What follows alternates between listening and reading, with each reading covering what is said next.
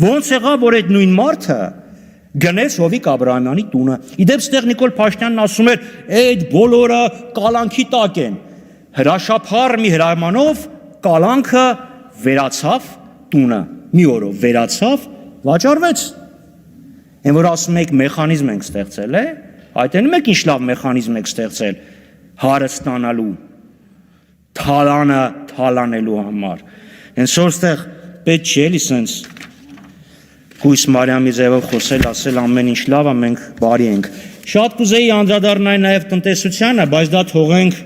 ուրեմն բյուջեի քննարկմանը։ Ուղղակի մինչև բյուջեի քննարկումը մի հատ փորձեք հասկանալ, էլի էս ոնց եղավ, որ հանկարծ Հայաստանը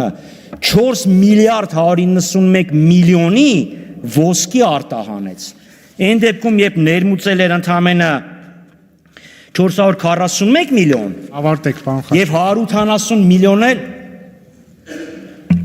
կներեք 90 միլիոն էլ ընդամենը ոսկի էր արտադրել։ Այս էլ մի Պարոն Խաչատրյան, ձեր ժամանակը վաղուց սպառվել։ Հա, որ խոսում ենք, կարծեմ պիտի ավելացնեք։ Եվ պարոն